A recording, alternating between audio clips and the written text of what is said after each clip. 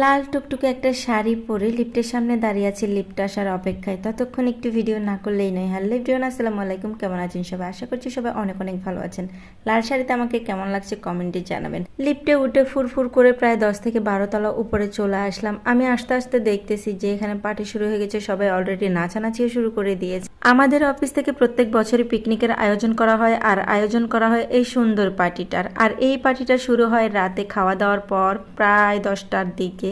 10টা থেকে প্রায় 12টা 1টা পর্যন্ত এই পার্টিটা চলতেই থাকে, আর আমরা এইভাবে পাগলা ডান্স করতেই থাকি। এই নাচ গানের একটা জিনিস আমার কাছে খুব বেশি ভালো লাগে, কেউ কারো হাত ধরে না, কেউ কাউকে ধাক্কা দেয় না, কেউ কাউকে টানাটানি করে না। এই জিনিসটা আমার কাছে অনেক অনেক বেশি ভালো লাগে।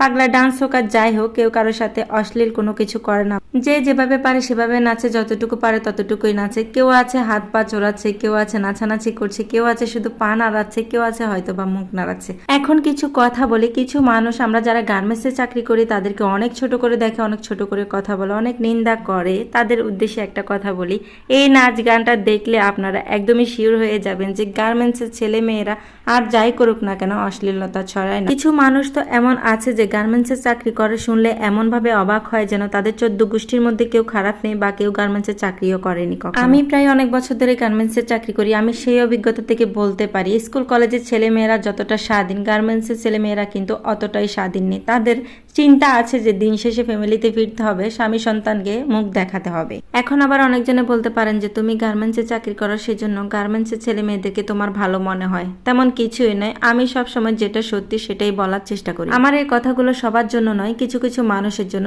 যারা কিনা যারা গার্মেন্টসে চাকরি করে তাদেরকে নিন্দা করে কথা বলে, তাদের উদ্দেশ্যে আমার এই কথা বলতে বলতে নাচের সর্বোচ্চ লেভেল পার হয়ে গেছে। সবাই মিলে উড়াধুরা নাচ করতেছে, আমাকেও টানাটানি করতেছিল। এখন আর কি করব, শেষ পর্যায়ে আমিও একটুখানি নাচানাচি করলাম। কথা বলতে বলতে আমাদের পার্টি প্রায় শেষের দিকে চলে আসছে। সবাই মিলে নাচ গান করতেছিলাম আমরা।